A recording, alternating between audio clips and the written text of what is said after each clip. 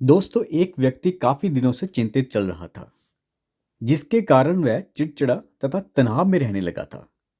वह इस बात से परेशान था कि घर के सारे खर्चे उसे ही उठाने पड़ते हैं। पूरे परिवार की जिम्मेदारी उसी के ऊपर है। किसी न किसी रिश्तेदार का उसके जहां आना जाना लगा ही रहता है।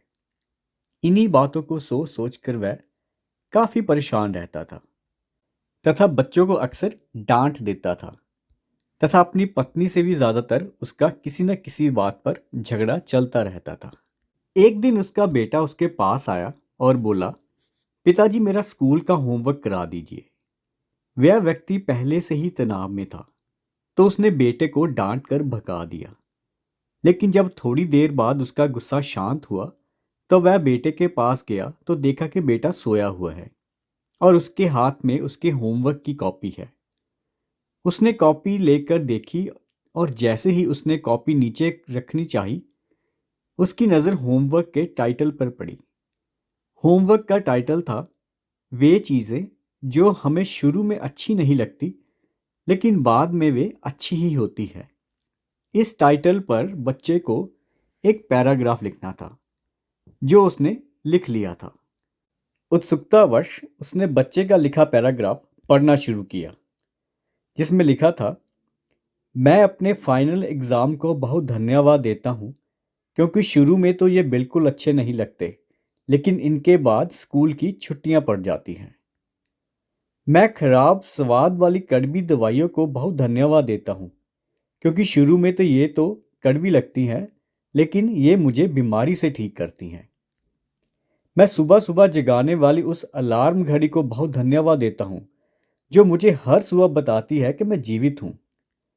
मैं ईश्वर को भी बहुत धन्यवाद देता हूँ, जिसने मुझे इतने अच्छे पिता दिए, क्योंकि उनकी डांट मुझे शुरू में तो बहुत बुरी लगती है, लेकिन वो मेरे लिए खिलौने लाते हैं, मुझे घुमाने ले जाते हैं और मुझे अच्छी अच्छी चीज़ें खिलाते हैं। और मुझे इस बात की खुशी है कि मेरे पास पिता है, क्योंकि मेरे दोस्त सोहन के तो पिता ही नहीं है। बच्चे का होमवर्क पढ़ने के बाद वह व्यक्ति जैसे अचानक नींद से जाग गया। उसकी सोच बदल सी गई। बच्चे की लिखी बातें उसके दिमाग में बार बार घूम रही थी, खासकर वह लास्ट वाली लाइन। उसकी नींद उड़ गई। फिर वह व्यक्ति थोड़ा शांत होकर बैठा और उसने अपनी परेशानियों के बारे में सोचना शुरू किया। मुझे घर के सारे खर्चे उठाने पड़ते हैं। इसका मतलब है कि मेरे पास घर है, और ईश्वर की कृपा से मैं उन लोगों से बेहतर स्थिति में हूँ जिनके पास घर नहीं है। मुझे पूरे परिवार की जिम्मेदारी उठानी पड़ती है। इसका मतलब है कि मेरा परिवार है, बीवी बच्चे हैं, और ईश्वर की कृपा से मैं उन लोगों से ज़्यादा खुश नसीब हूँ जिनके पास परिवार नहीं है। वो दुनिया में बिल्कुल अकेले हैं।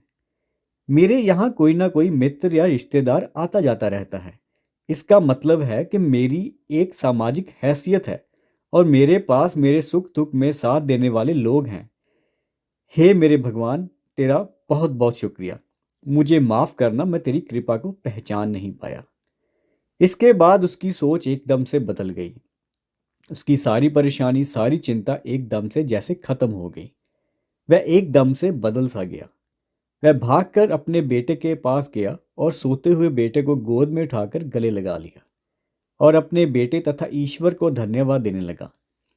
दोस्तों, हमारे सामने जो भी परेशानियां हैं, हम जब तक उनको नकारात्मक नज़रिए से देखते रहेंगे, तब तक हम परेशानियों से घिरे रहेंगे। लेकिन जैसे ही हम उन सभी परेशानियों को और उन सभी परिस्थितियों को सकारात्मक नज़रिए से देखेंगे, हमारी सोच एकदम से बदल जाएगी। हमारी सारी चिंताएं, सारी परेशानियां, सारे तनाव एकदम से ख़त्म हो जाएंगे और हम मुश्किलों से निकलने के लिए नए नए रास्ते खोज लेंगे। तो दोस्तों, आज के लिए इतना ही। मिलेंगे अगले वीडियो में। धन्यवाद।